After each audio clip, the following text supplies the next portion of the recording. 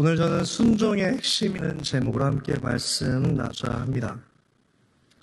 먼저 중학교 때 처음 읽게 되었던 한 소설책을 읽고 싶은데요. 아마 선생님들 가운데 읽어보시거나 들어보신 적이 있을 것 같습니다. 책의 표지를 보여주죠. 네.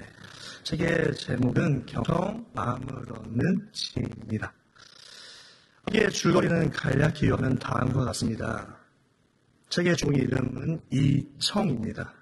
그는 악기를 만드는 회사를 다니는 직장인이고 직급은 과장입니다. 별명이 있는데 베토벤처럼 이토벤입니다. 그러면 베토벤이 왜 유명하죠? 청력을 잃은 상태에서 그는 신 넘버 9 교향곡 9번까지를 작곡한 유명한 작곡자이죠. 근데 이청에게 이토벤이라는 닉네임은 좋지 않은 것이죠. 그가 회사 사람들에게도 가족들에게도 그 사람들이 이야기하는 것을 귀 기울여 듣지 않았기 때문에 그의 별명이 이토벤이었던 것입니다. 그는 다른 사람의 말을 기울여 듣지 않았습니다. 결국 가정 가운데도 문제가 생겼습니다. 아내와 별거하게 되고 이혼하게 됩니다. 결국 직장에서도 그만 실직하게 되고요. 설상가상으로 이청의 머리에는 뇌종양이 발견됩니다. 또한 그는 발달장애인 이현이라는 한 아들이 있었는데 그는 그렇게 아픈 이후에 결심하기 시작합니다. 마지막 시한부 인생은 살지만 아들 이현을 위해 가장 좋은 악기 바이올린을 만들어주겠다고. 그 과정에 만나는 사람들을 통해 그는 하나씩 깨닫습니다. 공통적으로 깨닫고 마지막 책의 마지막 사자성어인 이청득심. 다른 사람의 말을 귀를 기울여 경청하는 일은 그 사람의 마음을 얻는 지혜라는 사실을 알게 됩니다.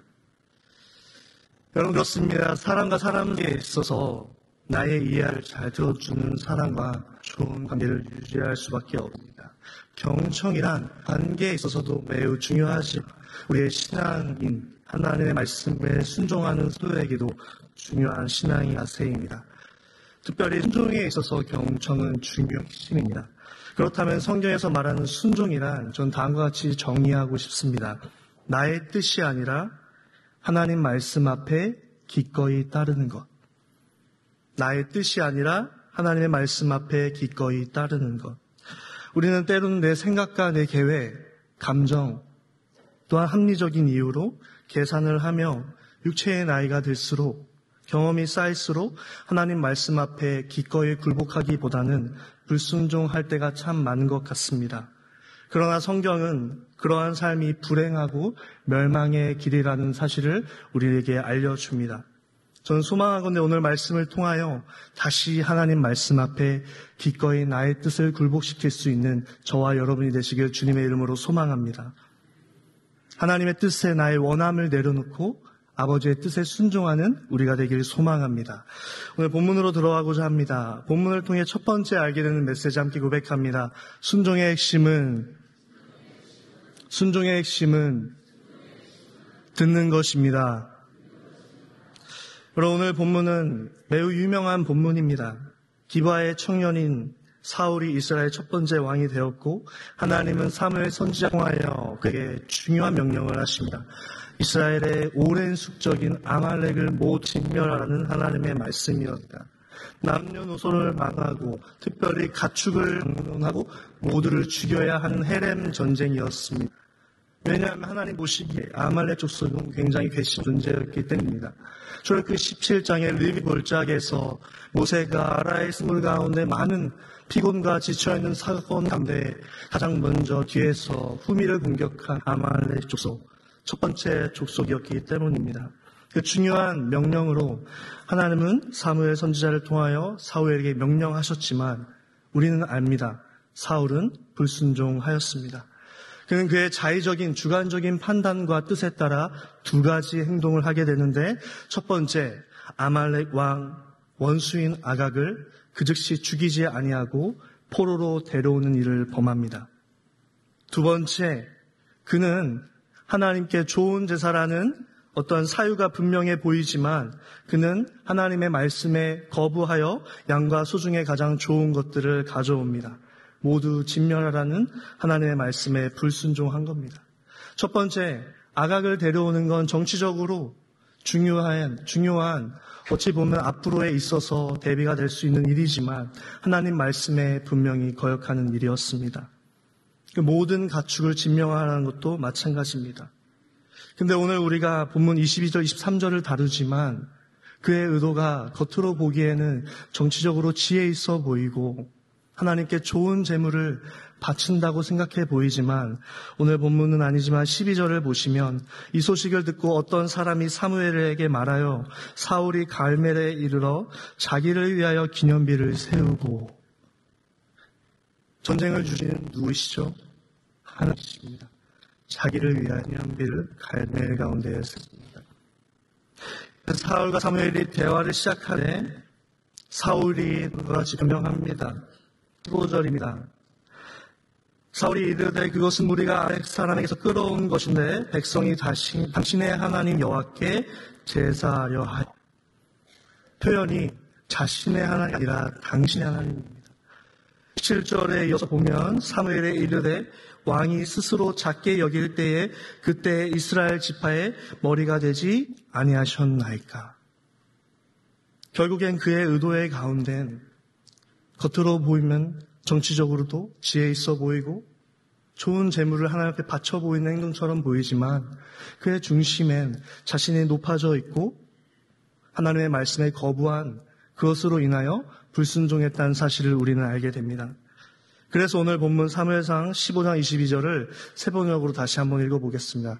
함께 읽습니다. 시작. 사무엘이 나무랐다. 주님께서 어느 것을 더 좋아하시겠습니까? 주님의 말씀에 순종하는 것이겠습니까? 아니면 번제나 다른 화목제를 드리는 것이겠습니까? 잘 들으십시오. 순종이 제사보다 낫고 말씀을 따르는 것이 순양의 기름보다 낫습니다. 아멘. 여러분 기억하십시오. 우리 주 하나님은 번제나 다른 화목제물을 드리는 것보다 순종을 더 원하시는 하나님인 줄 믿습니다. 순양의 좋은 기름보다 하나님의 말씀에 1.1획도 거부하지 아니하고 순종하기를 하시는 하나님이신 줄 믿습니다. 여러분 기독교는 큰 제사를 드리는 종교가 아닙니다. 오늘날 신약에서 더 그렇습니다. 무엇이 중요할까요? 하나님과의 관계입니다. 신실한 하나님과의 관계를 유지하기 위해선 사람의 소리가 아니라 하나님께서 가르쳐주신 자기 길, 곧 하나님의 말씀에 따라 우리가 구원을 받고 성도의 삶을 살아가야 됩니다. 그 말씀 가운데는 하나님의 말씀을 육적인 길을 쫑긋 세워서 길을 잘 기울이는 걸 넘어 집중해야 합니다. 특별히 이것을 우리가 어떻게 할 수 있냐면 오늘 본문 22절에 청종하다라고 번역한 히브리어 샤마라는 단어는 이 단어는 단순히 육체적으로 어떠한 사람이 이야기하고 있을 때 집중해서 귀를 기울이는 걸 넘어서 하나님의 뜻을 묵상하고 헤아리고 이해하고자 하는 마음의 단어입니다. 샤마. 그러나 오늘 우리는 어떻습니까? 저를 포함한 우리가 이 말씀을 너무나 자주 들었고 읽었고 나이가 들으면서도 친숙해 보이지만 이스라엘의 첫 번째 왕인 사울은 거역하였지만 그가 믿음이 없어 보이지만 오늘 우리는 정말 하나님의 명령을 온전히 따르며 순종하고 있습니까? 아니면 불순종하고 있진 않습니까? 나는 하나님의 뜻을 묵상하고 헤아리며 그 뜻에 따라 나의 지식과 경험과 지혜와 다를지라도 순종해야 하는데 그렇기보다는 하나님께 집중하기보다는 주일에 나와 의무적으로 예배 생활과 또 루틴화된 교회의 봉사와 헌금하는 것에만 집중하고 있지 않습니까? 저는 소망합니다. 저를 포함한 저와 여러분이 이 샤마 하나님의 말씀 그 마음의 뜻을 헤아려 그 뜻에 굴복할 수 있는 우리 모두 되기를 주님의 이름으로 소망합니다. 그래서 귀로만 듣지 아니하고 어떻게 해서든 하나님의 뜻을 헤아리고자 하는 마음과 그 듣고 순종하는 마음으로 살아가기를 소망합니다. 여러분 그런데 오늘 성경 이 순종 신민 청종 하나님의 말씀에 샤마하는 그 자세가 얼마나 중요한지를 23절 죄악에 그 무기와 표현을 통해 우리에게 알려줍니다. 여러분, 오늘 두 번째 메시지 함께 따라하자. 듣지 않는 것은 심각한 죄입니다. 사무엘상 15장 23절을 같이 읽겠습니다. 함께 읽습니다. 시작. 이는 거역하는 것은 점치는 죄와 같고 완고한 것은 사신 우상에게 절하는 죄와 같음이라. 왕이 여호와의 말씀을 버렸으므로 여호와께서도 왕을 버려 왕이 되지 못하게 하셨나이다 하니. 아멘. 그대로 본문을 보시면 이 듣고 행한 청종하지 않는 것에 대해 사무엘 선지자는 사울을 향하여 이 거역하는 것이 점치는 죄와 같고 완고한 것, 고집을 부리는 것이 사신 우상에게 절하는 건 죄와 같다고 분명하게 표현하고 있습니다. 여러분, 점치는 자의 특징이 무엇입니까? 자기 나름의 규칙대로 자신의 삶을 선택하여 결정하여 사는 사람들입니다. 자신이 점괘를 보았을 때 그게 옳다면 그것을 믿고 살아가는 자들입니다. 하나님의 말씀을 무시하는 자의 삶입니다. 오늘날로 표현하면 우리 가산 디지털 단지역만 가더라도 타로 카드를 보는 점과, 그죠? 무당이 여전히 있습니다. 사주를 보며 자신의 삶을 운명에 걸고 그것에 의지하여 점괘에 의해 삶을 사는 사람들의 특징은 무엇입니까? 그 속에 하나님의 말씀에 순종함이 없는 것입니다. 거부하는 것이죠. 자신의 삶을 이끌며 스스로를 선택하며 사는 자들입니다. 완고한 것은 무엇입니까? 조금 더 쉬운 표현을 하면 고집을 부리는 것이죠. 하나님의 말씀에 고집을 부리는 걸 오늘 우상아 벌하는 죄라고 표현하고 있습니다. 드라빔이라는 우상이 있는데 이것은 오늘날 우리 쉽게 표현한다면 우리 용서로 다시 이해해야 한다면 신주단지입니다. 조상신인 신주. 조상신을 의미하는 매우 목이 짧고 배가 부른 항아리에 있는 신주단지. 그 단지를 모시고 옛 우리의 조상들은 가정의 안녕과 모든 복을 빌었습니다. 그러한 죄가 하나님의 말씀을 듣기를 거부하는 것뿐만 아니라 순종하지 않는 것입니다. 여러분, 이 죄악의 결과가 무엇입니까? 왕이 여호와를 버렸으므로 여호와께서 왕을 버리셨나이다. 왕이 되지 못하게 하셨나이다. 여러분, 듣지 않는 것이요, 다시 표현하면 하나님을 버리는 것과 같은 죄라는 것입니다. 이에 사울은 깨닫습니다. 심각한 죄라는 걸. 뒤늦은 후회를 하며 15장 24절 같이 읽겠습니다. 사무엘상 15장 24절 함께 읽습니다. 시작. 사울이 사무엘에게 이르되 내가 범죄하였나이다. 내가 여호와의 명령과 당신의 말씀을 어긴 것은 내가 백성을 두려워하여 그들이 말을 청종하였음이니이다. 아멘. 자신의 죄를 인정합니다. 그러나 하나님을 두려워할 기름 부음 받은 이스라엘 첫 번째 왕 사울은 백성을 두려워했던 이유로 그들의 말을 청종했기 때문에 하나님의 말씀을 어겼다고 이야기합니다. 여러분, 이후에 사울은 뒤늦게 사무엘서를 함께 가자고, 그리고 그의 옷자락을 잡고 싶다. 그는 선지자는 뒤돌아서서 5장 우리가 알 수 있듯이 3절에 그가 죽는 순간까지 사울을 만나지 않습니다. 여러분, 이것은 단순히 선지자와 왕이 만난 것이 아니라 선지자는 어떤 역할을 하죠? 하나님의 말씀을 대원하는 사람입니다. 왕에게 더 이상 하나님의 말씀이 들리지 않는다는 것입니다. 하나님의 음이 더 이상 기름 부음 받은 왕이지만 들리지 않는다는 것입니다. 여러분, 기억하십시오. 듣고 청종하지 않는 삶은 굉장히 심각한 죄라는 것입니다. 그래서 여러분, 남유다의 마지막 선지자 예레미야는 그의 민족을 향하여 수십 번 외쳤습니다. 임박한 종말, 남유다의 종말이 다가왔기 때문에 동족의 눈물로 회개를 촉구하지만 남유다의 영적인 상태는 다음과 같았습니다. 예레미야 6장 10절 상반절만 우리 세 번역으로 다시 읽겠습니다. 함께 읽습니다. 시작. 제가 말하고 경고한들 누가 제 말을 듣겠습니까? 그들은 귀가 막혀 주님의 말씀을 들을 수 없습니다. 아멘. 예레미야가 말하고 경고한들 하나님 누가 제 말을 듣고 있겠습니까? 내 민족은 귀가 막혀 있습니다. 주님의 말씀을 들을 수 없습니다. 성도 여러분 기억하십시오. 이제 우리가 하나님의 말씀을 더 이상 듣기를 거부하는 죄를 멈출 수 있기를 주님의 이름으로 소망합니다. 그것이 우리에게 심각한 죄악이라는 사실을 기억하며 다시 하나님의 음성을 귀 기울일 수 있는 저와 여러분이 되시기를 주님의 이름으로 소망합니다. 말씀을 정리하고자 합니다.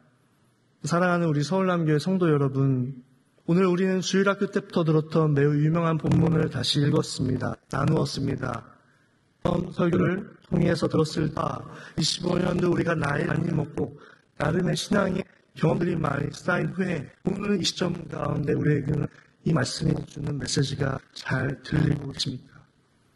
전 질문하고 싶습니다. 하나의 말씀, 주님의 말씀이 영신데 잘 듣고 순종하며 살고 있는 저와 여러분인지 아니면 나의 어떤 주적인 판단과 뜻과 여러 가지의 경우수들을 경험했기 때문에 나 뜻을 전혀 굽히지 아니하고 마치 사울과 같이 거역하고 완고하고 그러한 마음으로 우리가 지금 살고 있지 않은지 점검하길 간절히 원합니다. 여러분, 그래서 우리가 돌이킬 때에 사도 바울의 고린도서 10장 5절의 고백이 우리의 고백이 되길 원하는데요. 제가 읽어드리겠습니다. 하나님 아는 것을 대적하여 높아진 것을 다 무너뜨리고 모든 생각을 사로잡아 그리스도에게 복종하게 하니, 저와 여러분이 모든 생각을 사로잡아 그리스도의 그 뜻에 복종할 수 있기를 주님의 이름으로 소망합니다. 최근에 제가 자주 듣는 한 찬양이 있습니다. 어노인팅 찬양팀의 나의 삶은 복되다라는 찬양인데요. 축복의 찬양입니다. 이 찬양이 근데 후렴에 이런 표현이 있습니다. 아버지의 때를 기다리며 내 원함을 꺾어도 보고 주의 뜻이 이루어지기를 구하며 울 수 있어 영광이라. 여러분, 우리가 아버지의 때를 기다리며 내 원함, 내 뜻을 꺾을 수 있기를 주님의 이름으로 소망합니다. 그것이 주님의 뜻을 이루어질 수 있다면 내가 울 수 있어도 그것이 하나님께 영광이고 나에게 은혜인 되며 순종하시는 우리 모두가 되기를 주님의 이름으로 소망합니다. 그것이 우리에게 가장 최고의 행복이요, 하나님의 말씀 듣고 수고하는 것이 우리 삶이 너무나 잘 되는 길인 줄 알며 앞으로의 신앙의 여정 가운데 하나님이 은혜 주시고 해 주실 때 사울과 같이 거역하거나 완고하고 고리지 않고 예 순종하겠습니다 할 수 있는 우리가 되기를 소망합니다.